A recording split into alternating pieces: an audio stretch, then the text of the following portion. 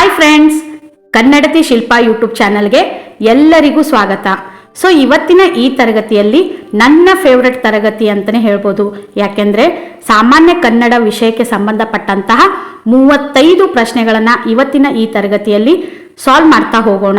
So ಈ ತರಗತಿ ಮುಂಬರುವ PDO ಪರೀಕ್ಷೆಗೆ ತುಂಬ ಹೆಲ್ಪ್ ಆಗುತ್ತೆ.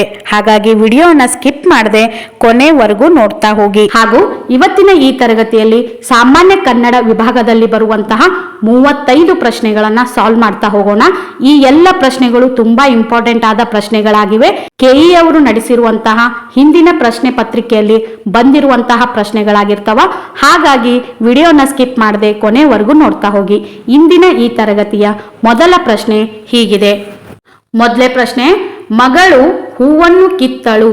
ಈ ವಾಕ್ಯದ ಮಗಳು ಪದದಲ್ಲಿನ ವಿಭಕ್ತಿ ಪ್ರತ್ಯಯ ಯಾವುದು? ಆಪ್ಷನ್ ನೋಡೋದಾದ್ರೆ ತೃತೀಯ, ಪ್ರಥಮ, ದ್ವಿತೀಯ, ಚತುರ್ಥಿ. ಸೊ ಈ ಪ್ರಶ್ನೆಗೆ ಸರಿಯಾದ ಉತ್ತರ ಆಪ್ಷನ್ 2, ಪ್ರಥಮ. ಮಗಳು ಹೂವನ್ನು ಕಿತ್ತಳು. ಈ ವಾಕ್ಯದ ಮಗಳು ಪದದಲ್ಲಿನ ವಿಭಕ್ತಿ ಪ್ರತ್ಯಯ ಯಾವುದು ಅಂದ್ರೆ ಮಗಳು ಅನ್ನುವಂತಹ ಪದದಲ್ಲಿ ಹೂ ಅನ್ನುವಂತಹ ವಿಭಕ್ತಿ ಪ್ರತ್ಯಯ ಹೊಂದಿದೆ. ಹಾಗಾಗಿ ಇದು ಪ್ರಥಮ ವಿಭಕ್ತಿ ಪ್ರತ್ಯಯವಾಗಿದೆ ಅಂತಲೇ ಹೇಳ್ಬೋದು. ಸೊ ವಿಭಕ್ತಿ ಪ್ರತ್ಯಯಗಳು ಎಷ್ಟಿದಾವೆ ನಮ್ಮ ಕನ್ನಡದಲ್ಲಿ ಅಂದ್ರೆ 7 ವಿಭಕ್ತಿ ಪ್ರತ್ಯಯಗಳನ್ನ ನಾವು ಕನ್ನಡದಲ್ಲಿ ನೋಡಬಹುದಾಗಿದೆ. ಅವುಗಳು ಯಾವುವು ಅಂದ್ರೆ ಪ್ರಥಮ, ದ್ವಿತೀಯ, ತೃತೀಯ, ಚತುರ್ಥಿ, ಪಂಚಮಿ, ಷಷ್ಠಿ ಹಾಗೂ ಸಪ್ತಮಿ. ಈ ರೀತಿ ನಮ್ಮ ಕನ್ನಡದ ವರ್ಣಮಾಲೆಯಲ್ಲಿ 7 ವಿಭಕ್ತಿ ಪ್ರತ್ಯಯಗಳನ್ನು ನಾವು ನೋಡ್ಬೋದು. ಅವುಗಳ ವಿಭಕ್ತಿ ಪ್ರತ್ಯಯಗಳು ನೋಡೋದಾದ್ರೆ ಪ್ರಥಮ ಉ, ದ್ವಿತೀಯ ಅನ್ನು, ತೃತೀಯ ಇಂದ, ಚತುರ್ಥಿ ಕೇಗೆ, ಪಂಚಮಿ ದೆಸೆಯಿಂದ, ಷಷ್ಠಿ ಅ, ಸಪ್ತಮಿ ಅಲ್ಲಿ. ಸೊ ಈ ರೀತಿ ನಮ್ಮ ಕನ್ನಡ ವರ್ಣಮಾಲೆಯಲ್ಲಿ 7 ವಿಭಕ್ತಿ ಪ್ರತ್ಯಯಗಳನ್ನು ನಾವು ನೋಡಬಹುದಾಗಿದೆ. ಸೊ ಈ ಮಗಳು ಅನ್ನುವಂತಹ ಪದವನ್ನೇ ನಾವು ತೆಗೆದುಕೊಂಡು ಈ 4 ಆಪ್ಷನ್ಗೆ ಅಪ್ಲೈ ಮಾಡೋದಾದ್ರೆ ಮಗಳು ಅನ್ನುವಂತಹ ಪದವು ತೃತೀಯ ವಿಭಕ್ತಿಯಲ್ಲಿ ಮಗಳಿಂದ ಆಗುತ್ತೆ. ಮಗಳು ಅನ್ನುವಂತಹ ಪದ ತೃತೀಯ ವಿಭಕ್ತಿಯಲ್ಲಿ ಮಗಳಿಂದ ಆಗುತ್ತೆ. ಮಗಳನ್ನು ಅಂತ ಹೇಳಿ ಬಂತು ಅಂದ್ರೆ ಅದು ದ್ವಿತೀಯ ವಿಭಕ್ತಿ ಪ್ರತ್ಯಯವಾಗುತ್ತೆ. ಇನ್ನು ಚತುರ್ಥಿ ವಿಭಕ್ತಿ ಪ್ರತ್ಯಯ ಮಗಳಿಗೆ. ಸೊ ಮಗಳಿಗೆ ಅನ್ನುವಂಥದ್ದು ಚತುರ್ಥಿ. ನೆಕ್ಸ್ಟ್ 2ನೇ ಪ್ರಶ್ನೆ, ನನ್ನಿ ಎಂದರೆ ಆಪ್ಷನ್ ನೋಡೋದಾದ್ರೆ ನಯ, ಸತ್ಯವಂತಿಕೆ, ಶ್ರೀಮಂತ, ವಿನಯ. ಸೊ ಈ ಪ್ರಶ್ನೆಗೆ ಸರಿಯಾದ ಉತ್ತರ ಆಪ್ಷನ್ 2, ಸತ್ಯವಂತಿಕೆ. ನನ್ನಿ ಎಂದರೆ ಈ ನನ್ನಿ ಪದದ ಅರ್ಥ ನೋಡೋದಾದ್ರೆ ಸತ್ಯ ಅಂತ ಹೇಳಿ ಅರ್ಥ ಹೊಂದುತ್ತೆ. ಹಾಗಾಗಿ ನನ್ನಿ ಎಂದರೆ ಸತ್ಯವಂತಿಕೆ ಎಂದರ್ಥ. ನೆಕ್ಸ್ಟ್ ಪ್ರಶ್ನೆ, ಇನ್ನು 3ನೇ ಪ್ರಶ್ನೆ, ಮುಂಗಾಲು ಪದದ ಸಮಾಸವನ್ನ ಗುರುತಿಸಿ. ಮುಂಗಾಲು ಪದದ ಸಮಾಸವನ್ನು ಗುರುತಿಸಿ. ಆಪ್ಷನ್ ನೋಡೋದಾದ್ರೆ ಕರ್ಮಧಾರೆಯ ಸಮಾಸ, ಅಂಶಿ ಸಮಾಸ, ದ್ವಂದ್ವ ಸಮಾಸ, ತತ್ಪುರುಷ ಸಮಾಸ. ಸೊ ಈ ಪ್ರಶ್ನೆಗೆ ಸರಿಯಾದ ಉತ್ತರ ಆಪ್ಷನ್ 2, ಅಂಶಿ ಸಮಾಸ. ಈ ಅಂಶಿ ಸಮಾಸ ಅಂದ್ರೆ ಏನು? ಅಂಶ ಮತ್ತು ಅಂಶಿ ಸಂಬಂಧ ಹೊಂದಿತ್ತು ಅಂದ್ರೆ ಅದನ್ನ ನಾವು ಅಂಶಿ ಸಮಾಸ ಅಂತ ಹೇಳಿ ಕರಿತೀವಿ. ಈ ಮುಂಗಾಲು ಪದವನ್ನ ವಿಗ್ರಹ ವಾಕ್ಯ ನಾವು ಹೇಗ್ ಮಾಡ್ತೀವಿ ಅಂದ್ರೆ ಕಾಲ ಪ್ಲಸ್ ಮುಂದು ಮುಂಗಾಲು. ಸೊ ಕಾಲ ಪ್ಲಸ್ ಮುಂದು ಮುಂಗಾಲು. ಈ ಮುಂಗಾಲು ಅನ್ನುವಂತಹ ಪದವನ್ನ ವಿಗ್ರಹ ವಾಕ್ಯ ಮಾಡಿದಾಗ ಕಾಲ ಪ್ಲಸ್ ಮುಂದು ಮುಂಗಾಲು ಇಲ್ಲಿ ಅಂಶ ಮತ್ತು ಅಂಶಿ ಸಂಬಂಧವನ್ನ ಹೊಂದಿದೆ. ಹಾಗಾಗಿ ಇದನ್ನ ನಾವು ಅಂಶಿ ಸಮಾಸ ಅಂತ ಹೇಳಿ ಕರಿತೀವಿ. 4ನೇ ಪ್ರಶ್ನೆ, ಅಚ್ಚಗನ್ನಡ ಶಬ್ದ ಗುರುತಿಸಿ. ಅಚ್ಚಗನ್ನಡ ಶಬ್ದ ಗುರುತಿಸಿ. ಆಪ್ಷನ್ ನೋಡೋದಾದ್ರೆ ಕಿರಾಣಿ, ಎಣ್ಣೆ, ತಾಕತ್ತು, ಬಟಾಟೆ. ಸೊ ಈ ಪ್ರಶ್ನೆಗೆ ಸರಿಯಾದ ಉತ್ತರ ಆಪ್ಷನ್ 2, ಎಣ್ಣೆ. ಅಚ್ಚಗನ್ನಡ ಅಂದ್ರೆ ನಮ್ಮ ದೇಶೀಯ ಪದ ಅಂತ ಹೇಳಿ ಅರ್ಥ ಕೊಡುತ್ತಾ. ಅಚ್ಚಗನ್ನಡ ಅಂದ್ರೆ ದೇಶೀಯ ಪದವಾಗುತ್ತಾ. ಹಾಗಾಗಿ ನಮ್ಮ ಅಚ್ಚಗನ್ನಡ ಪದ ಯಾವುದು ಅಂದ್ರೆ ಎಣ್ಣೆ. ಈ ಅಚ್ಚಗನ್ನಡ ಅಥವಾ ದೇಶೀಯ ಪದಗಳನ್ನ ಕಂಡು ಹಿಡಿಬೇಕು ಅಂದ್ರೆ ಈಸಿಯಾಗಿ ಕೆಲವೊಂದು ಟ್ರಿಕ್ಸ್ ಇದಾವೆ ಫ್ರೆಂಡ್ಸ್. ಅವುಗಳು ಯಾವುವು ಅಂದ್ರೆ ಅಂಗಾಂಗಗಳ ಹೆಸರು ಬಂತು ಅಂದ್ರೆ. ಸೊ ಅಂಗಾಂಗಗಳ ಹೆಸರು ಬಂತು ಅಂದ್ರೆ ಅಂಗಾಂಗಗಳು ಅಂದ್ರೆ ಕಣ್ಣು, ಕಿವಿ, ಮೂಗು, ಬಾಯಿ, ಹಲ್ಲು, ತಲೆ ಇವೆಲ್ಲವೂ ಅಂಗಾಂಗಗಳು ಅಂತ ಹೇಳಿ ಕರಿತೀವಿ. ಸೊ ಅಂಗಾಂಗಗಳ ಹೆಸರು ಬಂತು ಅಂದ್ರೆ ಅವು ಅಚ್ಚ ಕನ್ನಡ ಪದಗಳಾಗಿರ್ತವೆ ಅಂತಾನೆ ಹೇಳ್ಬೋದು. ಇನ್ನು ಸಂಬಂಧ ವಾಚಕಗಳ ಪದ ಬಂತು ಅಂತಂದ್ರೆ ಸಂಬಂಧ ವಾಚಕಗಳು ಯಾವುವು ಅಂದ್ರೆ ಅಪ್ಪ ಆಗಿರ್ಬೋದು, ಅಮ್ಮ ಆಗಿರ್ಬೋದು, ಚಿಕ್ಕಪ್ಪ ಆಗಿರ್ಬೋದು, ಚಿಕ್ಕಮ್ಮ ಆಗಿರ್ಬೋದು, ದೊಡ್ಡಪ್ಪ ಆಗಿರ್ಬೋದು, ಇವೆಲ್ಲವೂ ಸಂಬಂಧ ವಾಚಕಗಳು. ಈ ರೀತಿ ಪದಗಳು ಬಂದು ಅಂದ್ರೆ ಅವುಗಳನ್ನು ಕೂಡ ನಾವು ಅಚ್ಚಗನ್ನಡ ಪದಗಳು ಅಂತ ಹೇಳಿ ಕರಿತೀವಿ. ಇನ್ನು ಧಾತುಗಳು ಬಂದು ಅಂದ್ರೆ ಕನ್ನಡದ ಧಾತುಗಳು ಬಂದು ಅಂದ್ರ ಅವು ಕೂಡ ಅಚ್ಚಗನ್ನಡ ಪದಗಳು ಅಂತ ಹೇಳಿ ಕರಿತೀವಿ. ಫಾರ್ ಎಕ್ಸಾಂಪಲ್ ಹಾಡು ಆಗಿರ್ಬೋದು, ಇನ್ನು ತಿನ್ನು ಆಗಿರ್ಬೋದು, ಆಟ ಆಗಿರ್ಬೋದು, ನಡೆ ಆಗಿರ್ಬೋದು, ಇವೆಲ್ಲವೂ ಧಾತುಗಳಾಗಿವೆ. ಹಾಗಾಗಿ ಧಾತುಗಳು ಬಂದು ಅಂದ್ರ ಅವು ಕೂಡ ಅಚ್ಚಗನ್ನಡ ಪದಗಳಾಗಿರ್ತಾವ ಅಂತಾನೆ ಹೇಳ್ಬೋದು. ಇನ್ನು ಆಹಾರ ಪದಾರ್ಥಗಳು ಬಂದು ಅಂದ್ರೆ ನಮ್ಮ ಅಡುಗೆ ಮನೆಯಲ್ಲಿ ಕಂಡು ಬರುವಂತಹ ಆಹಾರ ಪದಾರ್ಥಗಳು ಬಂದು ಅಂದ್ರ ಅವು ಕೂಡ 100% ಅಚ್ಚಗನ್ನಡ ಪದಗಳಾಗಿರ್ತವೆ ಅಂತಾನೆ ಹೇಳ್ಬೋದು. ಫಾರ್ ಎಕ್ಸಾಂಪಲ್ ಉಪ್ಪು ಆಗಿರ್ಬೋದು, ಕಾಳು ಆಗಿರ್ಬೋದು, ಜೋಳ ಆಗಿರ್ಬೋದು, ರಾಗಿ ಆಗಿರ್ಬೋದು, ಎಣ್ಣೆ ಆಗಿರ್ಬೋದು, ಬೆಣ್ಣೆ ಆಗಿರ್ಬೋದು, ರಾಗಿ ಆಗಿರ್ಬೋದು, ಇವೆಲ್ಲವೂ ಆಹಾರ ಪದಾರ್ಥಗಳ ಲಿಸ್ಟಿನಲ್ಲಿ ಬರುವಂತಹ ಹೆಸರುಗಳಾಗಿವೆ. ಇವುಗಳು ಕೂಡ ಅಚ್ಚಗನ್ನಡ ಪದಗಳಾಗಿವೆ ಅಂತಾನೆ ಹೇಳ್ಬೋದು. ಇನ್ನು ವಿಶೇಷಣಗಳು ಬಂದು ಅಂದ್ರೆ ಅವು ಕೂಡ ಅಚ್ಚಗನ್ನಡ ಪದಗಳಾಗಿರ್ತವ. ಫಾರ್ ಎಕ್ಸಾಂಪಲ್ ಹೆಚ್ಚು, ಕಡಿಮೆ, ತಣ್ಣಗೆ, ಬೆಚ್ಚಗೆ, ಒಳ್ಳೆಯ, ಕೆಟ್ಟ, ಸುಮ್ಮನೆ, ಚೆನ್ನಾಗಿ, ಕರಿದು, ಮೆಲ್ಲಗೆ, ಹಿರಿದು, ಇವೆಲ್ಲವೂ ಕೂಡ ಅಚ್ಚಗನ್ನಡ ಪದಗಳಾಗಿವೆ ಅಂತಾನೆ ಹೇಳ್ಬೋದು. ಹಾಗಾಗಿ 4 ಆಪ್ಷನ್ಗಳನ್ನ ಕೊಟ್ಟು ಇದರಲ್ಲಿ ಅಚ್ಚಗನ್ನಡ ಪದಗಳು ಯಾವುವು ಅಂತ ಹೇಳಿ ಗುರುತಿಸಿ ಅಂತ ಹೇಳಿ ಕೊಟ್ರೆ ಅಂದ್ರ ಅದರಲ್ಲಿ ಅಂಗಾಂಗಗಳು, ಸಂಬಂಧವಾಚಕಗಳು, ಧಾತುಗಳು, ಆಹಾರ ಪದಾರ್ಥಗಳು, ವಿಶೇಷಣಗಳು, ಈ ರೀತಿ ಪದಗಳು ಅಲ್ಲಿ ಬಂದಿದ್ವು ಅಂದ್ರ ಅವುಗಳು ಅಚ್ಚಗನ್ನಡ ಪದಗಳಾಗಿರ್ತವೆ ಅಂತಾನೆ ಹೇಳ್ಬೋದು. ಹಾಗಾಗಿ ಅಚ್ಚಗನ್ನಡ ಶಬ್ದ ಗುರುತಿಸಿ ಅನ್ನುವಂತಹ ಈ ಪ್ರಶ್ನೆಯಲ್ಲಿ ಎಣ್ಣೆ ಅನ್ನುವಂಥದ್ದು ಆಹಾರ ಪದಾರ್ಥಗಳ ಲಿಸ್ಟಿನಲ್ಲಿ ಬರುವಂತಹ ಪದವಾಗಿದೆ. ಹಾಗಾಗಿ ಈ ಪ್ರಶ್ನೆಗೆ ಸರಿಯಾದ ಉತ್ತರ ಎಣ್ಣೆ. ನೆಕ್ಸ್ಟ್ ಪ್ರಶ್ನೆ, 5ನೇ ಪ್ರಶ್ನೆ, ಛಂದಸ್ಸಿನಲ್ಲಿ ಬರುವ ಅಕ್ಷರಗಣಗಳ ಸಂಖ್ಯೆ ಎಷ್ಟು? ಛಂದಸ್ಸಿನಲ್ಲಿ ಬರುವ ಅಕ್ಷರಗಣಗಳ ಸಂಖ್ಯೆ ಎಷ್ಟು? 10, 12, 5, 8. ಸೊ ಈ ಪ್ರಶ್ನೆಗೆ ಸರಿಯಾದ ಉತ್ತರ ಆಪ್ಷನ್ 4, 8. ಛಂದಸ್ಸಿನಲ್ಲಿ ಬರುವ ಅಕ್ಷರಗಣಗಳ ಸಂಖ್ಯೆ ಎಷ್ಟು ಅಂದ್ರೆ 8. ಆ 8 ಅಕ್ಷರಗಣಗಳು ಯಾವುವು ಅಂದ್ರೆ ಈ ಅಕ್ಷರ ಗಣದಲ್ಲಿ ಬರುವಂತಹ ಒಟ್ಟು 8 ವಿಧಗಳನ್ನ ನೆನಪಿನಲ್ಲಿಟ್ಟುಕೊಳ್ಳಲು ಒಂದು ಸೂತ್ರನೇ ಇದೆ ಅಂತಾನೆ ಹೇಳ್ಬೋದು. ಆ ಸೂತ್ರ ಯಾವುದು ಅಂದ್ರೆ ಗುರು ಲಘು ಮೂರಿರೆ ಮನಗಣ, ಗುರು ಲಘು ಮೊದಲಲ್ಲಿ ಬರಲು ಭಯಗಣ, ಗುರು ಲಘು ನಡುವಲ್ಲಿ ಬರಲು ಜರಗಣ, ಗುರು ಲಘು ಕೊನೆಯಲ್ಲಿ ಬರಲು ಸತಗಣ ಅಂತಾನೆ ಹೇಳ್ಬೋದು. ಸೊ ಗುರು ಲಘು ಮೊದಲಲ್ಲಿ ಬತ್ತು ಅಂದ್ರೆ ಅದನ್ನ ನಾವು ಮನಗಣ ಅಂತ ಹೇಳಿ ಕರಿತೀವಿ. ಹಾಗೂ ಗುರು ಲಘು ಮೊದಲಲ್ಲಿ ಬತ್ತು ಅಂದ್ರೆ ಅದನ್ನ ನಾವು ಭಯಗಣ ಅಂತ ಹೇಳಿ ಕರಿತೀವಿ. ಗುರು ಲಘು ನಡುವಲ್ಲಿ ಬಂತು ಅಂದ್ರೆ ಅದನ್ನ ನಾವು ಜರಗಣ ಅಂತ ಹೇಳಿ ಕರಿತೀವಿ. ಹಾಗೂ ಗುರು ಲಘು ಕೊನೆಯಲ್ಲಿ ಬಂತು ಅಂದ್ರೆ ಅದನ್ನ ನಾವು ಸತಗಣ ಅಂತ ಹೇಳಿ ಕರಿತೀವಿ. ಈ ರೀತಿ 8 ಗಣಗಳನ್ನ ನಾವು ಅಕ್ಷರ ಗಣಗಳಲ್ಲಿ ಕಾಣಬಹುದಾಗಿದೆ ಅಂತಾನೆ ಹೇಳ್ಬೋದು. ನೆಕ್ಸ್ಟ್ ಪ್ರಶ್ನೆ, 6ನೇ ಪ್ರಶ್ನೆ, ಲೋಕದೋಳ್ ಪದದಲ್ಲಿರುವ ವಿಭಕ್ತಿ ಯಾವುದು? ಲೋಕದೋಳ್ ಪದದಲ್ಲಿರುವಂತಹ ವಿಭಕ್ತಿ ಯಾವುದು? ಆಪ್ಷನ್ ನೋಡೋದಾದ್ರೆ ಪ್ರಥಮ, ತೃತೀಯ, ಸಪ್ತಮಿ, ಪಂಚಮಿ. ಸೊ ಈ ಪ್ರಶ್ನೆಗೆ ಸರಿಯಾದ ಉತ್ತರ ಆಪ್ಷನ್ 3, ಸಪ್ತಮಿ. ಲೋಕದೋಳ್ ಪದದಲ್ಲಿರುವಂತಹ ವಿಭಕ್ತಿ ಯಾವುದು ಅಂದ್ರೆ ಇಲ್ಲಿ ಬರುವಂತಹ ವಿಭಕ್ತಿ ಪ್ರತ್ಯಯ ಒಳ್ ಅಂತೇಳಿ ಬರುತ್ತೆ. ಲೋಕದೋಳ್ ಅನ್ನುವಂತಹ ಪದದಲ್ಲಿ ಒಳ್ ಅನ್ನುವಂತಹ ವಿಭಕ್ತಿ ಪ್ರತ್ಯಯವನ್ನ ಹೊಂದಿದೆ. ಹಾಗಾಗಿ ಇದನ್ನ ನಾವು ಸಪ್ತಮಿ ವಿಭಕ್ತಿ ಪ್ರತ್ಯಯ ಅಂತ ಹೇಳಿ ಕರಿತೀವಿ. ನಮ್ಮ ಕನ್ನಡದಲ್ಲಿ ಒಟ್ಟು 7 ವಿಭಕ್ತಿ ಪ್ರತ್ಯಯಗಳು ಮಾತ್ರ ಇವೆ. ಆದರೆ ಹಳೆಗನ್ನಡ ವ್ಯಾಕರಣದ ಮೇಲೆ ಸಂಸ್ಕೃತದ ಪ್ರಭಾವ ಇರುವುದರಿಂದ ಸಂಸ್ಕೃತ ವ್ಯಾಕರಣದಲ್ಲಿ ಬರುವ 8 ವಿಭಕ್ತಿ ಪ್ರತ್ಯಯಗಳಲ್ಲಿ ಒಂದಾದ ಸಂಬೋಧನಾ ವಿಭಕ್ತಿ ಪ್ರತ್ಯಯವನ್ನ ಕನ್ನಡದಲ್ಲಿ ಸೇರಿಸಲಾಗಿತ್ತು ಅಂತಾನೆ ಹೇಳ್ಬೋದು.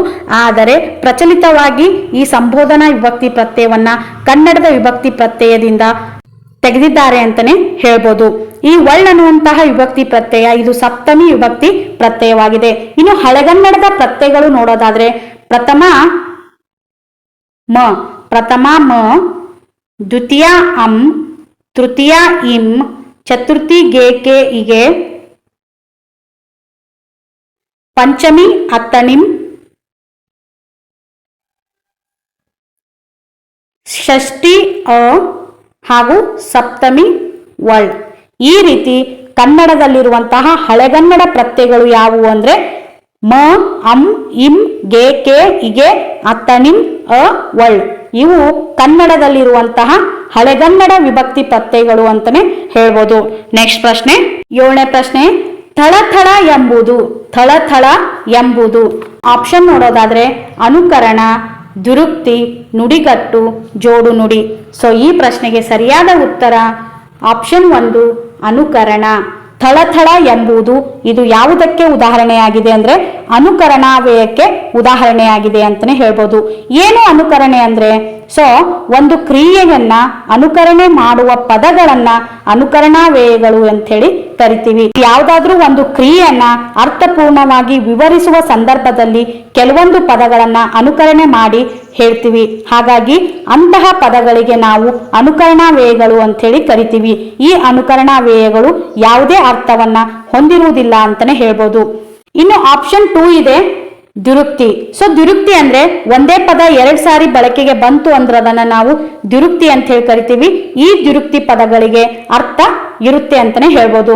ಫಾರ್ ಎಕ್ಸಾಂಪಲ್, ಬೇಗ ಬೇಗ, ಹಾಕು ಹಾಕು, ಸಾಕು ಸಾಕು, ಮೊಟ್ಟ ಮೊದಲು, ತುತ್ತ ತುದಿ ಇವೆಲ್ಲವೂ ದುರುಕ್ತಿ ಪದಗಳಾಗಿವೆ ಅಂತಾನೆ ಹೇಳ್ಬೋದು. ಇನ್ನು ಜೋಡು ನುಡಿ ಅಂದ್ರೆ ಆಗಿ ಬಂದಂತಹ ಪದಗಳಿಗೆ ನಾವು ಜೋಡು ನುಡಿ ಅಂತ ಹೇಳಿ ಕರಿತೀವಿ. ಈ ಜೋಡು ನುಡಿಗಳು ಕೂಡ ಕೆಲವೊಮ್ಮೆ ಮೊದಲ ಪದ ಹಾಗೂ 2 ಪದಗಳು ಅರ್ಥ ಹೊಂದಿರ್ತಾವ. ಕೆಲವೊಮ್ಮೆ ಮೊದಲ ಪದಕ್ಕೆ ಮಾತ್ರ ಅರ್ಥ ಹೊಂದಿರುತ್ತ, 2ನೇ ಪದಕ್ಕೆ ಅರ್ಥ ಹೊಂದಿರುವುದಿಲ್ಲ. ಫಾರ್ ಎಕ್ಸಾಂಪಲ್, ಹಣ್ಣು ಹಂಪಲು. ಸೊ ಹಣ್ಣು ಅನ್ನುವಂತಹ ಪದಕ್ಕೆ ಅರ್ಥ ಹೊಂದಿದೆ, ಹಂಪಲು ಅನ್ನುವಂತಹ ಪದ ಅರ್ಥ ಹೊಂದಿಲ್ಲ. ಇನ್ನು ಪುಸ್ತಕ ಗಿಸ್ತಕ, ಪುಸ್ತಕ ಅನ್ನುವಂತಹ ಪದಕ್ಕೆ ಅರ್ಥ ಹೊಂದಿದೆ, ಗಿಸ್ತಕ ಅನ್ನುವಂತಹ ಪದಕ್ಕೆ ಅರ್ಥ ಹೊಂದಿಲ್ಲ. 8ನೇ ಪ್ರಶ್ನೆ, ಇವುಗಳಲ್ಲಿ ಸಮಾಸ ಪದ ಯಾವುದು? ಇವುಗಳಲ್ಲಿ ಸಮಾಸ ಪದ ಯಾವುದು? ಆಪ್ಷನ್ ನೋಡೋದಾದ್ರೆ ಕಾಲು ಬಳೆ, ಹೂವು, ಕಾಲು, ಮನೆ. ಸೊ ಈ ಪ್ರಶ್ನೆಗೆ ಸರಿಯಾದ ಉತ್ತರ ಆಪ್ಷನ್ 1 ಕಾಲು ಬಳೆ. ಸೊ ಈ ಕಾಲು ಬಳೆಯನ್ನ ನಾವು ವಿಗ್ರಹ ವಾಕ್ಯ ಮಾಡಿ ನೋಡ್ಬೋದು. ಹೆಂಗೆ ಅಂದ್ರೆ ಕಾಲಿನ ಪ್ಲಸ್ ಬಳೆ, ಕಾಲಿನ ಪ್ಲಸ್ ಬಳೆ ಕಾಲು ಬಳೆ ಅಂತ ಹೇಳಿ ಆಗುತ್ತಾ. ಹಾಗಾಗಿ ಇದನ್ನ ನಾವು ಸಮಾಸ ಪದ ಅಂತ ಹೇಳಿ ಕರಿತೀವಿ. ಯಾಕಂದ್ರೆ ಈ ಪದ ವಿಗ್ರಹ ವಾಕ್ಯ ಮಾಡಲು ಬರುತ್ತದೆ. ಹಾಗಾಗಿ ಈ ಕೊಟ್ಟ ಆಪ್ಷನ್ ಅಲ್ಲಿ ನೋಡೋದಾದ್ರೆ ಕಾಲು ಬಳೆ ಅನ್ನುವಂಥದ್ದು ಸಮಾಸ ಪದವಾಗಿದೆ ಅಂತಾನೆ ಹೇಳ್ಬೋದು. 9ನೇ ಪ್ರಶ್ನೆ, ಮೆಲ್ಲಗೆ ತಿಳಿಸಿದನು, ಮೆಲ್ಲಗೆ ತಿಳಿಸಿದನು ಎಂಬಲ್ಲಿ ಮೆಲ್ಲಗೆ ಎಂಬುದು ಆಪ್ಷನ್ ನೋಡೋದಾದ್ರೆ ನಾಮಪದ, ವಿಶೇಷಣ, ಕೃದಂತ ವಿಶೇಷಣ, ಕ್ರಿಯಾ ವಿಶೇಷಣ. ಸೊ ಈ ಪ್ರಶ್ನೆಗೆ ಸರಿಯಾದ ಉತ್ತರ ಆಪ್ಷನ್ 4 ಕ್ರಿಯಾ ವಿಶೇಷಣ. ಯಾಕೆ ಕ್ರಿಯಾ ವಿಶೇಷಣ ಅಂದ್ರೆ ಮೊದಲಿಗೆ ಕ್ರಿಯಾ ವಿಶೇಷಣ ಅಂದ್ರೆ ಏನು? ಕ್ರಿಯೆಯನ್ನ ವಿಶೇಷಣ ಮಾಡಿ ಹೇಳುವಂತಹ ಪದಗಳಿಗೆ ನಾವು ಕ್ರಿಯಾ ವಿಶೇಷಣ ಅಂತೇಳಿ ಕರಿತೀವಿ. ಏನು ಅಂದ್ರೆ ಕ್ರಿಯೆಯನ್ನ ವಿಶೇಷಣ ಮಾಡಿ ಹೇಳುವಂತಹ ಪದಗಳಾಗಿರ್ಬೇಕು ಅವುಗಳನ್ನ ನಾವು ಕ್ರಿಯಾ ವಿಶೇಷಣ ಅಂತ ಹೇಳಿ ಕರಿತೀವಿ. ಇಲ್ಲಿ ತಿಳಿಸಿದನು ಅನ್ನುವಂಥದ್ದು ಇದು ಕ್ರಿಯೆಗೆ ಸಂಬಂಧಪಟ್ಟಂತಹ ಪದವಾಗಿದೆ. ತಿಳಿಸೋದು ಕೂಡ ಒಂದು ಕ್ರಿಯೆ ಅಂತಾನೆ ಹೇಳ್ಬೋದು. ಹಾಗಾಗಿ ತಿಳಿಸಿದನು ಅನ್ನುವಂತಹ ಪದದ ಹಿಂದೆ ಏನಿದೆ ಅಂದ್ರೆ ಮೆಲ್ಲಗೆ. ಸೊ ಈ ಮೆಲ್ಲಗೆ ಅನ್ನುವಂತಹ ಪದ ಈ ಕ್ರಿಯೆಗೆ ವಿಶೇಷಣ ಮಾಡಿ ಹೇಳುವಂತಹ ಪದವಾಗಿದೆ. ಹಾಗಾಗಿ ಮೆಲ್ಲಗೆ ಎಂಬುದು ಕ್ರಿಯಾ ವಿಶೇಷಣವಾಗಿದೆ ಅಂತಾನೆ ಹೇಳ್ಬೋದು. ನೆಕ್ಸ್ಟ್ ಪ್ರಶ್ನೆ, 10ನೇ ಪ್ರಶ್ನೆ, ಡ್ಯಾಶ್ ಎಂಬುದು ಅವಧಾರಣೆಯಿಂದ ಕೂಡಿದ ಪದ. ಡ್ಯಾಶ್ ಎಂಬುದು ಅವಧಾರಣೆಯಿಂದ ಕೂಡಿದ ಪದ. ಆಪ್ಷನ್ ನೋಡೋದಾದ್ರೆ ನಾನು, ನಾನು, ನಾನೇ, ನಾನು. ಸೊ ಈ ಪ್ರಶ್ನೆಗೆ ಸರಿಯಾದ ಉತ್ತರ ಆಪ್ಷನ್ 3 ನಾನೇ. ನಾನೇ ಅನ್ನುವಂಥದ್ದು ಇದು ಅವಧಾರಣೆಯಿಂದ ಕೂಡಿದ ಪದ. ಮೊದಲಿಗೆ ಅವಧಾರಣೆ ಅಂದ್ರೆ ಏನು ಅಥವಾ ಅವಧಾರಣಾರ್ಥಕ ಅವ್ಯಯ ಆದಂತಹ ಇದು ಅವಧಾರಣೆ ಅಂದ್ರೆ ಏನು ಅನ್ನೋದು ಗೊತ್ತಿರಬೇಕು. ಸೊ ಅವಧಾರಣಾರ್ಥಕ ಅಥವಾ ಅವಧಾರಣೆ ಅಂದ್ರೆ ಹಲವು ವಸ್ತುಗಳ ಗುಂಪಿನಲ್ಲಿ ಒಂದು ವಸ್ತುವನ್ನ ನಿಶ್ಚಿತವಾಗಿ ಗುರುತಿಸುವುದಕ್ಕೆ ಅವಧಾರಣಾರ್ಥಕ ಅವ್ಯಯ ಅಂತ ಹೇಳಿ ಕರಿತೀವಿ. ಫಾರ್ ಎಕ್ಸಾಂಪಲ್, ಅಲ್ಲಿ ಹಲವಾರು ಮನೆಗಳಿರ್ತಾವ. ಆ ಹಲವಾರು ಮನೆಗಳಲ್ಲಿ ನಾವು ಬೆರಳು ಮಾಡಿ ಅದುವೇ ನನ್ನ ಮನೆ ಅಂತ ಹೇಳಿ ಕರಿತೀವಿ. ಅದುವೇ ನನ್ನ ಮನೆ, ಅಲ್ಲಿ ಏಕಾರ ಬರುತ್ತೆ. ನೆಕ್ಸ್ಟ್, ಹಲವಾರು ಪ್ಲಾಟ್ಗಳನ್ನ ನೋಡೋದಕ್ಕೆ ಹೋಗಿರ್ತೀರಿ ನೀವು. ಸೊ ಆ ಹಲವಾರು ಪ್ಲಾಟ್ಗಳಲ್ಲಿ ಅದುವೇ ನನ್ನ ಜಾಗ ಅಂತ ಹೇಳಿ ಕೈ ಮಾಡಿ ತೋರಿಸ್ತೀರಿ. ಅಲ್ಲಿ ಅದುವೇ ಅನ್ನಲ್ಲಿ ಕೂಡ ಏಕಾರ ಬರುತ್ತೆ. ಇನ್ನು ನಾನೇ ಅನ್ನಲು ಕೂಡ ಏಕಾರ ಬರುತ್ತೆ. ಅವಧಾರಣಾರ್ಥಕ ಅವ್ಯಯ ಅಂದ್ರೆ ಏನೂ ಇಲ್ಲ, ಹಲವಾರು ವಸ್ತುಗಳಲ್ಲಿ ಒಂದು ವಸ್ತುವನ್ನ ನಿಶ್ಚಿತವಾಗಿ ಗುರುತಿಸುವುದಕ್ಕೆ ಅವಧಾರಣಾರ್ಥಕ ಅವ್ಯಯ ಅಂತ ಹೇಳಿ ಕರಿತೀವಿ. ಸೊ ಇಲ್ಲಿ ಏಕಾರ ಬಂತು ಅಂದ್ರೆ ಇದನ್ನ ಈಸಿಯಾಗಿ ಕಂಡು ಹಿಡಿಬೇಕು ಅಂದ್ರೆ ಏಕಾರ ಬಂತು ಅಂದ್ರೆ ಅದನ್ನ ನಾವು ಅವಧಾರಣಾರ್ಥಕ ಅಥವಾ ಅವಧಾರಣೆಯಿಂದ ಕೂಡಿದ ಪದ ಅಂತ ಹೇಳಿ ಕರಿಬಹುದು. ನೆಕ್ಸ್ಟ್ ಪ್ರಶ್ನೆ, 11ನೇ ಪ್ರಶ್ನೆ, ತಿನ್ನುತ್ತಾನೆ ಎಂಬ ಪದದ ನಿಷೇಧಾರ್ಥಕ ರೂಪ ಯಾವುದು? ತಿನ್ನುತ್ತಾನೆ ಎಂಬ ಪದದ ನಿಷೇಧಾರ್ಥಕ ರೂಪ ಯಾವುದು? ತಿನ್ನಲಿಲ್ಲ, ತಿನ್ನುವುದಿಲ್ಲ, ತಿನ್ನಬೇಡ, ತಿನ್ನದಿರು. ಸೊ ಈ ಪ್ರಶ್ನೆಗೆ ಸರಿಯಾದ ಉತ್ತರ ಆಪ್ಷನ್ 2, ತಿನ್ನುವುದಿಲ್ಲ. ತಿನ್ನುತ್ತಾನೆ ಎಂಬ ಪದದ ನಿಷೇಧಾರ್ಥಕ ರೂಪ ಯಾವುದು ಅಂದ್ರೆ ತಿನ್ನುವುದಿಲ್ಲ. ಈ ನಿಷೇಧಾರ್ಥಕ ರೂಪ ಅಂದ್ರೆ ಏನು ಅಂದ್ರೆ ಕ್ರಿಯೆ ನಡೆಯಲಿಲ್ಲ ಎಂಬುದನ್ನ ಸೂಚಿಸುವಂತಹ ಪದಗಳಿಗೆ ನಾವು ನಿಷೇಧಾರ್ಥಕ ರೂಪಗಳು ಅಂತ ಹೇಳಿ ಕರಿತೀವಿ. ಅಲ್ಲಿ ಯಾವುದೇ ಕ್ರಿಯೆ ನಡೆಯುವುದಿಲ್ಲ. ಹಾಗಾಗಿ ತಿನ್ನುತ್ತಾನೆ ಅನ್ನುವಂತಹ ಪದದ ನಿಷೇಧಾರ್ಥಕ ರೂಪ ಯಾವುದು ಅಂದ್ರೆ ತಿನ್ನುವುದಿಲ್ಲ ಅನ್ನೋದು ನಿಷೇಧಾರ್ಥಕ ರೂಪವಾಗಿದೆ ಅಂತಾನೆ ಹೇಳ್ಬೋದು. ನೆಕ್ಸ್ಟ್ ಪ್ರಶ್ನೆ, ಕಾಡಿಲ್ಲ ಎಂಬ ಪದದಲ್ಲಿ ಡ್ಯಾಶ್ ಸಂಧಿ ಇದೆ. ಕಾಡಿಲ್ಲ ಎಂಬ ಪದದಲ್ಲಿ ಡ್ಯಾಶ್ ಸಂಧಿ ಇದೆ. ಲೋಪ ಸಂಧಿ, ಆಗಮ, ಆದೇಶ ಯಾವುದು ಅಲ್ಲ. ಸೊ ಈ ಪ್ರಶ್ನೆಗೆ ಸರಿಯಾದ ಉತ್ತರ ಆಪ್ಷನ್ 1, ಲೋಪ ಸಂಧಿ. ಈ ಕಾಡಿಲ್ಲ ಅನ್ನುವಂತಹ ಪದವನ್ನ ನಾವು ಹೇಗೆ ವಿಗ್ರಹ ವಾಕ್ಯ ಮಾಡ್ತೀವಿ ಅಂದ್ರೆ ಕಾಡು ಪ್ಲಸ್ ಇಲ್ಲ, ಕಾಡು ಪ್ಲಸ್ ಇಲ್ಲ, ಕಾಡಿಲ್ಲ, ಕಾಡು ಪ್ಲಸ್ ಇಲ್ಲ, ಕಾಡಿಲ್ಲ. ಇಲ್ಲಿ ಡೂಕಾರ ಹೋಗಿ ಢೀಕಾರವಾಯ್ತು ಅಂದ್ರೆ ಪೂರ್ವ ಪದದ ಕೊನೆಯ ಅಕ್ಷರ ಲೋಪವಾಯ್ತು. ಆದ್ದರಿಂದ ಇದನ್ನ ನಾವು ಲೋಪ ಸಂಧಿ ಅಂತ ಹೇಳಿ ಕರಿತೀವಿ. ಲೋಪ ಸಂಧಿ ಅಂದ್ರೇನು? ಸ್ವರದ ಮುಂದೆ ಸ್ವರ ಬಂದು ಸಂಧಿ ಆದಾಗ ಪೂರ್ವ ಪದದ ಕೊನೆಯ ಅಕ್ಷರ ಲೋಪವಾಯ್ತು ಅಂದ್ರೆ ಅದನ್ನ ನಾವು ಲೋಪ ಸಂಧಿ ಅಂತ ಹೇಳಿ ಕರಿತೀವಿ.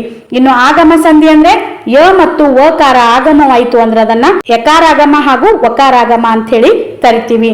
ಇನ್ನು ಆದೇಶ ಸಂಧಿ ಅಂದ್ರೆ ಕತಪಗಳಿಗೆ ಗದಪ ಆದೇಶವಾಗಿ ಬಂತು ಅಂದ್ರೆ ಅದನ್ನ ಆದೇಶ ಸಂಧಿ ಅಂತ ಹೇಳಿ ಕರಿತೀವಿ. ನೆಕ್ಸ್ಟ್ ಪ್ರಶ್ನೆ, ಚಂದ್ರಮುಖಿ ಎಂಬುದು ಡ್ಯಾಶ್ ಅಲಂಕಾರವಾಗಿದೆ.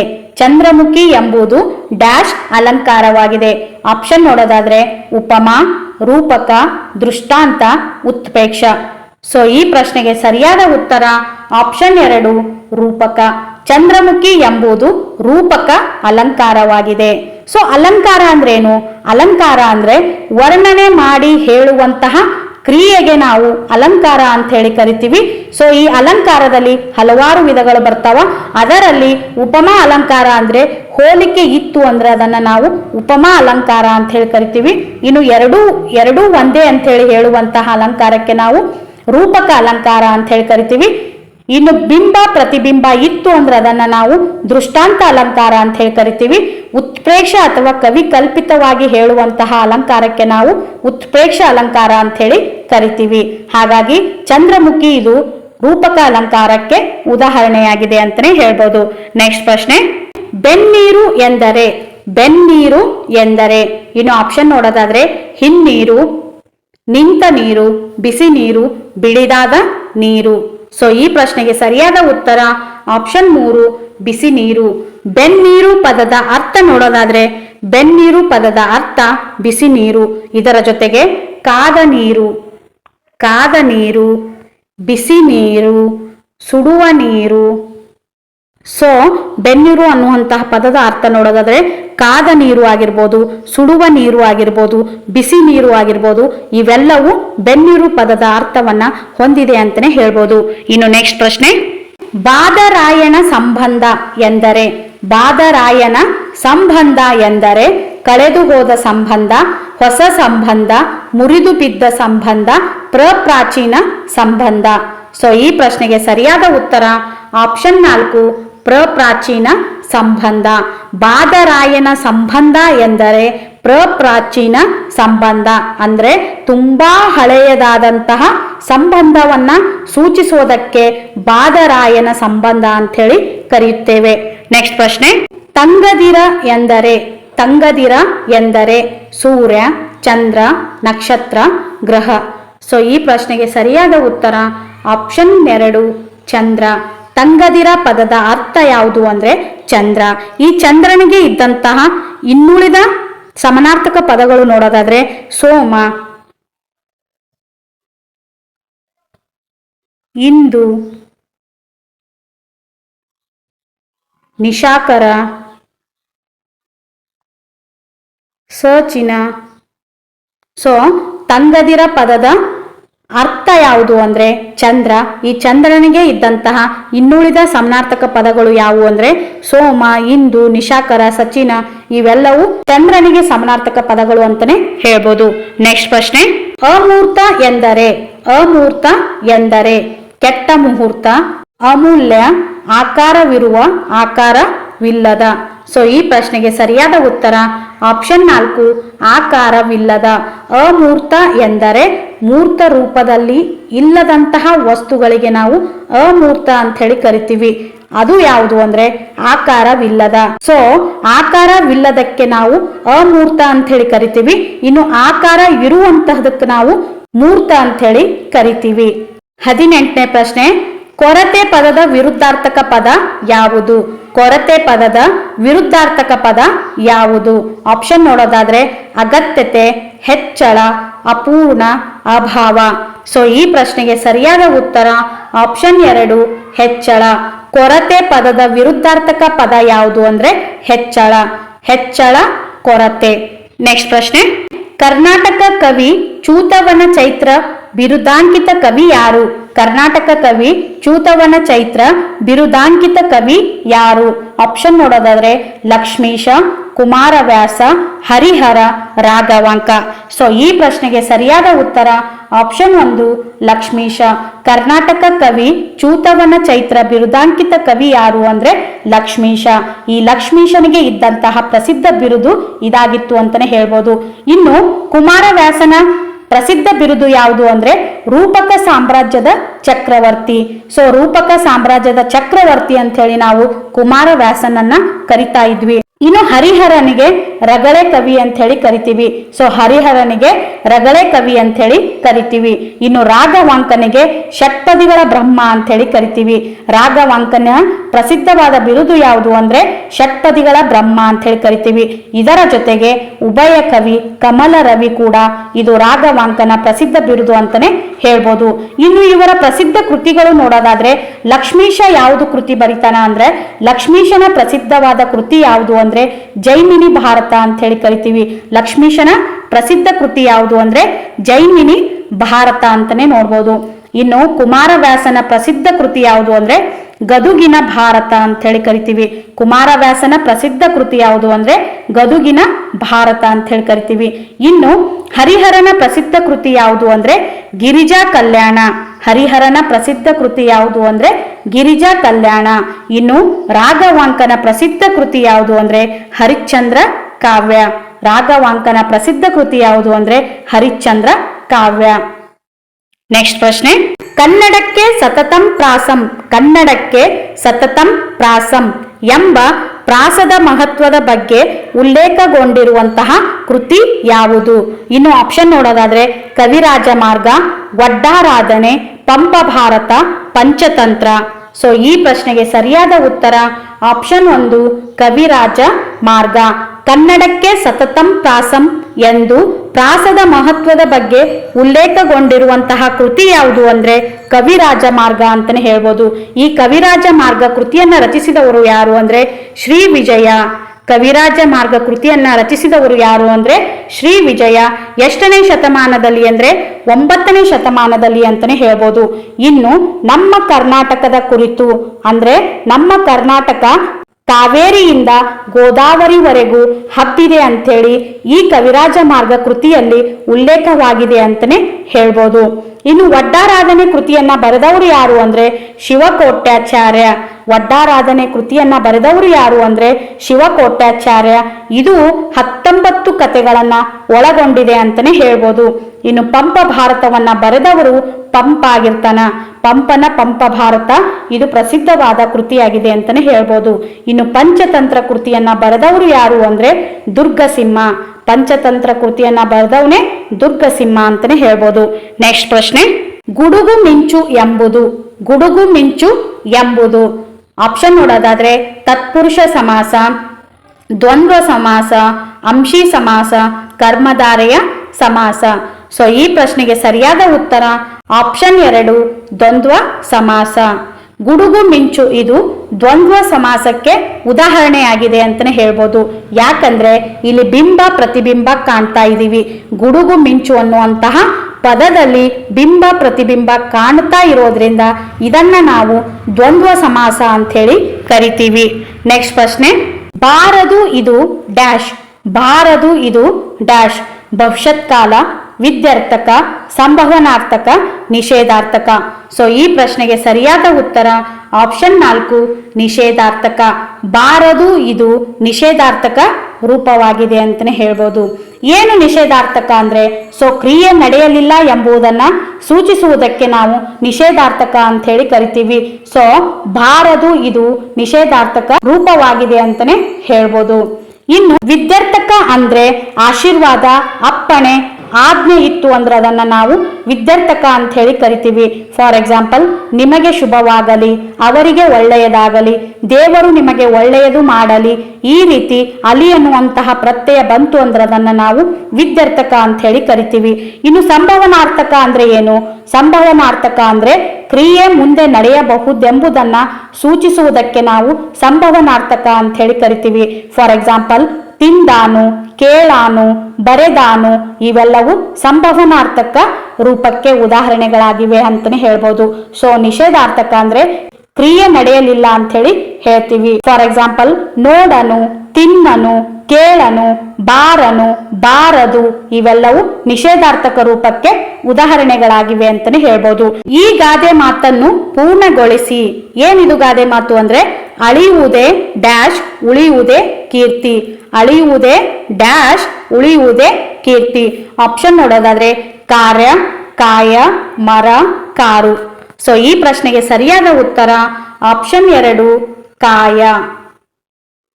ಅಳಿಯುವುದೇ ಕಾಯ, ಉಳಿಯುವುದೇ ಕೀರ್ತಿ. ಅಳಿಯುವುದೇ ಕಾಯ, ಉಳಿಯುವುದೇ ಕೀರ್ತಿ. 24ನೇ ಪ್ರಶ್ನೆ, ತಾನು ಎಂಬ ಸರ್ವನಾಮವು. ತಾನು ಎಂಬ ಸರ್ವನಾಮವು ಸಂಬಂಧ ಸೂಚಕ, ಆತ್ಮಾರ್ಥಕ ಸರ್ವನಾಮ, ಪುರುಷವಾಚಕ, ಪ್ರಶ್ನಾವಾಚಕ. ಸೊ ಈ ಪ್ರಶ್ನೆಗೆ ಸರಿಯಾದ ಉತ್ತರ ಆಪ್ಷನ್ 2 ಆತ್ಮಾರ್ಥಕ ಸರ್ವನಾಮ. ತಾನು ಎಂಬ ಸರ್ವನಾಮವು ಆತ್ಮಾರ್ಥಕ ಸರ್ವನಾಮವಾಗಿದೆ. ಏನು ಆತ್ಮಾರ್ಥಕ ಸರ್ವನಾಮ ಅಂದ್ರೆ, ಸೊ ಆತ್ಮಾರ್ಥಕ ಸರ್ವನಾಮ ಅಂದ್ರೆ ಮಾತನಾಡುವಾಗ ತನ್ನನ್ನು ಹಾಗೂ ಇತರರನ್ನು ಗೌರವ ಸೂಚಕವಾಗಿ ಮಾತನಾಡುವಾಗ ಬಳಸುವಂತಹ ಪದಗಳಿಗೆ ನಾವು ಆತ್ಮಾರ್ಥಕ ಸರ್ವನಾಮಗಳು ಅಂತ ಹೇಳಿ ಕರಿತೀವಿ. ಫಾರ್ ಎಕ್ಸಾಂಪಲ್, ತಾನು, ತಾವು, ತಮ್ಮನ್ನು, ತಮಗೆ, ತಮ್ಮ, ತನ್ನ ಇವೆಲ್ಲವೂ ಆತ್ಮಾರ್ಥಕ ಸರ್ವನಾಮಗಳಿಗೆ ಉದಾಹರಣೆಗಳಾಗಿವೆ ಅಂತಾನೆ ಹೇಳ್ಬೋದು. ನೆಕ್ಸ್ಟ್ ಪ್ರಶ್ನೆ, ಪೂಜಿಸು ಎಂಬುದು. ಪೂಜಿಸು ಎಂಬುದು ಆಪ್ಷನ್ ನೋಡೋದಾದ್ರೆ ಪ್ರೇರಣಾರ್ಥಕ ಧಾತು, ಸಾಧಿತ ಧಾತು, ಅಕರ್ಮಕ ಧಾತು, ಸಕರ್ಮಕ ಧಾತು. ಸೊ ಈ ಪ್ರಶ್ನೆಗೆ ಸರಿಯಾದ ಉತ್ತರ ಆಪ್ಷನ್ 2 ಸಾಧಿತ ಧಾತು. ಪೂಜಿಸು ಎಂಬುದು ಸಾಧಿತ ಧಾತುಗೆ ಉದಾಹರಣೆಯಾಗಿದೆ ಅಂತಾನೆ ಹೇಳ್ಬೋದು. ಈ ಪೂಜಿಸು ಅನ್ನುವಂತಹ ಪದವನ್ನ ನಾವು ವಿಗ್ರಹ ವಾಕ್ಯ ಮಾಡಿ ನೋಡಿದಾಗ ಪೂಜೆ ಪ್ಲಸ್ ಇಸು, ಪೂಜೆ ಪ್ಲಸ್ ಇಸು ಪೂಜಿಸು. ಸೊ ಇದೊಂದು ನಾಮಪದವಾಗಿದೆ.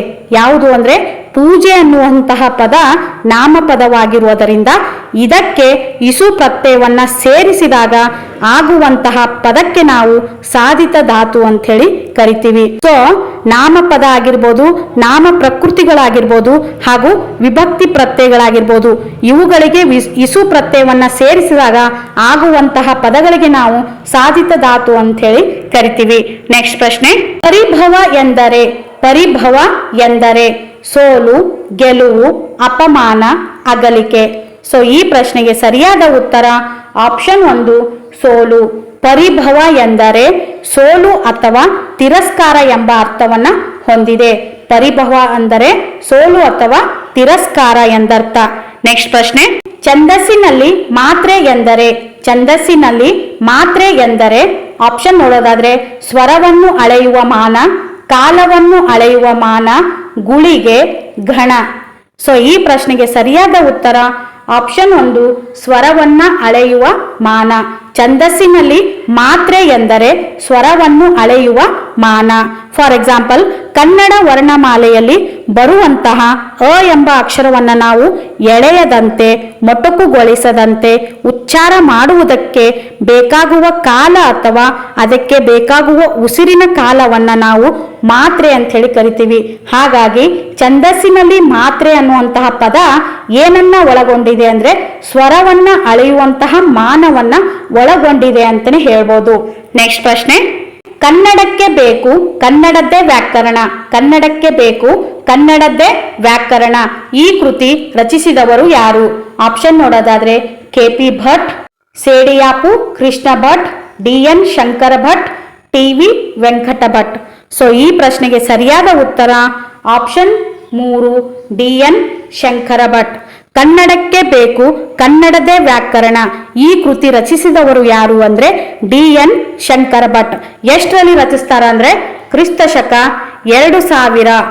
ಕ್ರಿಸ್ತಶಕ 2000 ಕಾಲದಲ್ಲಿ ಕನ್ನಡಕ್ಕೆ ಬೇಕು ಕನ್ನಡದ ವ್ಯಾಕರಣ ಅನ್ನುವಂತಹ ಕೃತಿಯನ್ನ DN ಶಂಕರ್ ಭಟ್ ಅವರು ರಚಿಸಿದರು ಅಂತಾನೆ ಹೇಳ್ಬೋದು. ನೆಕ್ಸ್ಟ್ ಪ್ರಶ್ನೆ, ಸುವರ್ಣ ಪುತ್ಥಳಿ ಕೃತಿಗೆ ಬಂದ ಪ್ರಶಸ್ತಿ ಯಾವುದು? ಸುವರ್ಣ ಪುತ್ಥಳಿ ಕೃತಿಗೆ ಬಂದ ಪ್ರಶಸ್ತಿ ಯಾವುದು? ಆಪ್ಷನ್ ನೋಡೋದಾದ್ರೆ ಪಂಪ ಪ್ರಶಸ್ತಿ, ಜ್ಞಾನಪೀಠ ಪ್ರಶಸ್ತಿ, ಕೇಂದ್ರ ಸಾಹಿತ್ಯ ಅಕಾಡೆಮಿ ಪ್ರಶಸ್ತಿ, ಕನ್ನಡ ಸಾಹಿತ್ಯ ಅಕಾಡೆಮಿ ಪ್ರಶಸ್ತಿ. ಸೊ ಈ ಪ್ರಶ್ನೆಗೆ ಸರಿಯಾದ ಉತ್ತರ ಆಪ್ಷನ್ 1 ಪಂಪ ಪ್ರಶಸ್ತಿ. ಸುವರ್ಣ ಪುತ್ಥಳಿ ಕೃತಿಗೆ ಬಂದ ಪ್ರಶಸ್ತಿ ಯಾವುದು ಅಂದ್ರೆ ಪಂಪ ಪ್ರಶಸ್ತಿ. ಈ ಸುವರ್ಣ ಪುತ್ಥಳಿ ಕೃತಿಯನ್ನ ರಚಿಸಿದವರು ಯಾರು ಅಂದ್ರೆ ಎಂ ಗೋಪಾಲಕೃಷ್ಣ ಅಡಿಗ. ಯಾರು ಅಂದ್ರೆ ಎಂ ಗೋಪಾಲಕೃಷ್ಣ ಅಡಿಗ ಅವರ ಕೃತಿ ಅಂತಾನೆ ಹೇಳ್ಬೋದು. ಸೊ ಈ ಸುವರ್ಣ ಪುತ್ಥಳಿ ಕೃತಿ ಯಾರ್ದು ಅಂದ್ರೆ ಎಂ ಗೋಪಾಲಕೃಷ್ಣ ಅಡಿಗ ಅವರ ಕೃತಿಯಾಗಿದೆ. ಸೊ ಈ ಕೃತಿಗೆ ಮರಣೋತ್ತರವಾಗಿ ಪಂಪ ಪ್ರಶಸ್ತಿ ಲಭಿಸಿತು ಅಂತಾನೆ ಹೇಳ್ಬೋದು. ಎಂ ಗೋಪಾಲಕೃಷ್ಣ ಅಡಿಗ ಅವರ ಈ ಸುವರ್ಣ ಪುತ್ಥಳಿ ಕೃತಿ ಮರಣೋತ್ತರವಾಗಿ ಪಂಪ ಪ್ರಶಸ್ತಿ ಲಭಿಸಿತು ಅಂತಾನೆ ಹೇಳ್ಬೋದು. ಇನ್ನು ಇವರ ವರ್ಧಮಾನ ಅನ್ನುವಂತಹ ಕವನ ಸಂಕಲನಕ್ಕೆ ಕೇಂದ್ರ ಸಾಹಿತ್ಯ ಅಕಾಡೆಮಿ ಪ್ರಶಸ್ತಿ ಕೂಡ ಲಭಿಸಿದೆ ಅಂತಾನೆ ಹೇಳ್ಬೋದು. ನೆಕ್ಸ್ಟ್ ಪ್ರಶ್ನೆ, ತಲ್ಲನೆಸದಿರು ಕಂಡೆ ತಾಳು ಮನವೇ. ತಲ್ಲನೆಸದಿರು ಕಂಡೆ ತಾಳು ಮನವೇ ಇದನ್ನು ರಚಿಸಿದವರು ಯಾರು? ಪುರಂದರದಾಸರು, ಕನಕದಾಸರು, ವ್ಯಾಸರಾಯರು, ವಿಜಯದಾಸರು. ಸೊ ಈ ಪ್ರಶ್ನೆಗೆ ಸರಿಯಾದ ಉತ್ತರ ಆಪ್ಷನ್ 2 ಕನಕದಾಸರು. ತಲ್ಲನೆಸದಿರು ಕಂಡೆ ತಾಳು ಮನವೇ ಇದು ಕನಕದಾಸರ ಪ್ರಸಿದ್ಧ ವಚನದ ಸಾಲಾಗಿದೆ ಅಂತಾನೆ ಹೇಳ್ಬೋದು. ಕುಲ ಕುಲವೆಂದು ಹೊಡೆದಾಡದಿರಿ ಅಂತನೂ ಕೂಡ ಈ ಕನಕದಾಸರೇ ಹೇಳಿದಂತಹ ಸಾಲಾಗಿದೆ ಅಂತಾನೆ ಹೇಳ್ಬೋದು. ಇನ್ನು ಪುರಂದರದಾಸ ಮಾನವ ಜನ್ಮ ದೊಡ್ಡದು, ಹಾನಿ ಮಾಡಿಕೊಳ್ಳಬೇಡಿ ಹುಚ್ಚಪ್ಪಗಳಿರ ಅಂಥೇಳಿ ಇದು ಪುರಂದರದಾಸರ ಸಾಲಾಗಿದೆ. ಹಾಗೂ ಈಸಬೇಕು ಇದ್ದು ಜಯಿಸಬೇಕು ಅನ್ನೋದು ಕೂಡ ಪುರಂದರದಾಸರ ಸಾಲಾಗಿದೆ ಅಂತಾನೆ ಹೇಳ್ಬೋದು. ನೆಕ್ಸ್ಟ್ ಪ್ರಶ್ನೆ, ತ ಎಂಬ ಧ್ವನಿಯ ಉತ್ಪತ್ತಿ ಸ್ಥಾನ. ತ ಎಂಬ ಧ್ವನಿಯ ಉತ್ಪತ್ತಿ ಸ್ಥಾನ ಓಷ್ಟೆ, ದಂತೆ, ತಾಲವ್ಯ, ಕಂಠತಾಲು. ಸೊ ಈ ಪ್ರಶ್ನೆಗೆ ಸರಿಯಾದ ಉತ್ತರ ಆಪ್ಷನ್ 2 ದಂತೆ. ತ ಎಂಬ ಧ್ವನಿಯ ಉತ್ಪತ್ತಿ ಸ್ಥಾನ ಯಾವುದು ಅಂದ್ರೆ ದಂತೆ. ಏನು ಇದು ದಂತೆ ಅಂದ್ರೆ ಹಲ್ಲುಗಳ ಸಹಾಯದಿಂದ ಹುಟ್ಟುವ ಅಕ್ಷರಗಳಿಗೆ ನಾವು ದಂತೆ ಅಂತ ಹೇಳಿ ಕರಿತೀವಿ. ಹಲ್ಲುಗಳ ಸಹಾಯದಿಂದ ಹುಟ್ಟುವಂತಹ ಅಕ್ಷರಗಳಾಗಿರ್ಬೇಕು, ಅಂತಹ ಅಕ್ಷರಗಳಿಗೆ ನಾವು ದಂತೆ ಅಂತ ಹೇಳಿ ಕರಿತೀವಿ. ಫಾರ್ ಎಕ್ಸಾಂಪಲ್ ಥ, ಥ, ದ, ಧ, ನ. ಸೊ ಈ ಅಕ್ಷರಗಳನ್ನ ನೀವು ಒಂದ್ಸಾರಿ ಉಚ್ಚಾರಣೆ ಮಾಡಿ ನೋಡಿ ಫ್ರೆಂಡ್ಸ್. ಸೊ ನಿಮ್ಮ ನ್ಯಾಲಿಗೆ ಹಲ್ಲುಗಳಿಗೆ ಟಚ್ ಆಗುತ್ತದೆ. ಹಾಗಾಗಿ ಹಲ್ಲುಗಳ ಸಹಾಯದಿಂದ ಹುಟ್ಟುವಂತಹ ಅಕ್ಷರಗಳಿಗೆ ನಾವು ದಂತೆ ಅಂತ ಹೇಳಿ ಕರಿತೀವಿ. ಹಾಗಾಗಿ ತ ಎಂಬ ಧ್ವನಿಯ ಉತ್ಪತ್ತಿ ಸ್ಥಾನ ಯಾವುದು ಅಂದ್ರೆ ದಂತ್ಯ. ವಲ್ಲಿ ಪದದ ತದ್ಭವ ರೂಪ. ವಲ್ಲಿ ಪದದ ತದ್ಭವ ರೂಪ ಪಲ್ಲಿ, ವಳ್ಳಿ, ಬಳ್ಳಿ ಈ ಮೇಲಿನ ಯಾವುದು ಅಲ್ಲ. ಸೊ ಈ ಪ್ರಶ್ನೆಗೆ ಸರಿಯಾದ ಉತ್ತರ ಆಪ್ಷನ್ 3 ಬಳ್ಳಿ. ವಲ್ಲಿ ಪದದ ತದ್ಭವ ರೂಪ ಬಳ್ಳಿ. 33ನೇ ಪ್ರಶ್ನೆ, ದವಾಖಾನೆ ಎಂಬುದು ಡ್ಯಾಶ್ ಭಾಷೆಯ ಪದ. ದವಾಖಾನೆ ಎಂಬುದು ಡ್ಯಾಶ್ ಭಾಷೆಯ ಪದ. ಮರಾಠಿ, ಪ್ರಾಕೃತ, ಪಾರಸಿ, ತಮಿಳು. ಸೊ ಈ ಪ್ರಶ್ನೆಗೆ ಸರಿಯಾದ ಉತ್ತರ ಆಪ್ಷನ್ 3 ಪಾರಸಿ. ದವಾಖಾನೆ ಎಂಬುದು ಪಾರಸಿ ಭಾಷೆಯ ಪದವಾಗಿದೆ ಅಂತಾನೆ ಹೇಳ್ಬೋದು. ನೆಕ್ಸ್ಟ್ ಪ್ರಶ್ನೆ, 34ನೇ ಪ್ರಶ್ನೆ, ಕನ್ನಡ ವರ್ಣಮಾಲೆಯಲ್ಲಿನ ಯೋಗವಾಹಗಳ ಸಂಖ್ಯೆ ಎಷ್ಟು? ಕನ್ನಡ ವರ್ಣಮಾಲೆಯಲ್ಲಿನ ಯೋಗವಾಹಗಳ ಸಂಖ್ಯೆ ಎಷ್ಟು? 13, 5, 9, 2. ಸೊ ಈ ಪ್ರಶ್ನೆಗೆ ಸರಿಯಾದ ಉತ್ತರ ಆಪ್ಷನ್ 4, 2. ಕನ್ನಡ ವರ್ಣಮಾಲೆಯಲ್ಲಿನ ಯೋಗವಾಹಗಳ ಸಂಖ್ಯೆ ಎಷ್ಟು ಅಂದ್ರೆ 2. ಯೋಗವಾಹ ಅಂದ್ರೆ ಏನು? ಸೊ ಯೋಗ ಅಂದ್ರೆ ಸಂಬಂಧ, ಯೋಗ ಅಂದರೆ ಸಂಬಂಧ, ವಾಹ ಎಂದರೆ ಹೊಂದಿದ, ಅಂದರೆ ಇಲ್ಲಿ ಸ್ವರಗಳೊಂದಿಗೆ ಸಂಬಂಧ ಹೊಂದಿದ ಎಂದರ್ಥ. ಇವುಗಳಿಗೆ ಸ್ವತಂತ್ರವಾದ ಅಸ್ತಿತ್ವ ಇಲ್ಲ, ಹಾಗೆ ಇವು ಶಬ್ದದ ಆರಂಭದಲ್ಲಿ ಬರಲು ಸಾಧ್ಯವಿಲ್ಲ. ಯಾಕೆಂದ್ರೆ ಅನುಸ್ವಾರವನ್ನ ನಾವು ಅಮ್ ಅಕ್ಷರದಿಂದ ಹಾಗೂ ವಿಸರ್ಗವನ್ನ ನಾವು ಅಹ ಅಕ್ಷರದಿಂದ ಗುರುತಿಸ್ತೀವಿ. ಈ ಅಕ್ಷರಗಳು ಶಬ್ದದ ಆರಂಭದಲ್ಲಿ ಬರಲು ಸಾಧ್ಯವಿಲ್ಲ ಅಂತಾನೆ ಹೇಳ್ಬೋದು. ಸೊ ಕನ್ನಡ ವರ್ಣಮಾಲೆಯಲ್ಲಿರುವಂತಹ ಯೋಗವಾಹಗಳು ಎಷ್ಟು ಅಂದ್ರೆ 2. ಅವು ಯಾವುವು ಅಂದ್ರೆ ಅನುಸ್ವಾರ ಅಂ, ವಿಸರ್ಗ ಅಹ. ಇವು ಸ್ವತಂತ್ರವಾದ ಉಚ್ಚಾರಣೆ ಹೊಂದಿಲ್ಲ, ಇವು ಸ್ವರಗಳ ಸಹಾಯದಿಂದ ಉಚ್ಚರಿಸಲ್ಪಡಬಹುದು. 35ನೇ ಪ್ರಶ್ನೆ, ವಾರ್ಧಕ ಷಟ್ಪದಿಯಲ್ಲಿರುವ ಒಟ್ಟು ಮಾತ್ರೆಗಳು ಎಷ್ಟು? ವಾರ್ಧಕ ಷಟ್ಪದಿಯಲ್ಲಿರುವಂತಹ ಒಟ್ಟು ಮಾತ್ರೆಗಳ ಸಂಖ್ಯೆ ಎಷ್ಟು? 72, 64, 102, 144.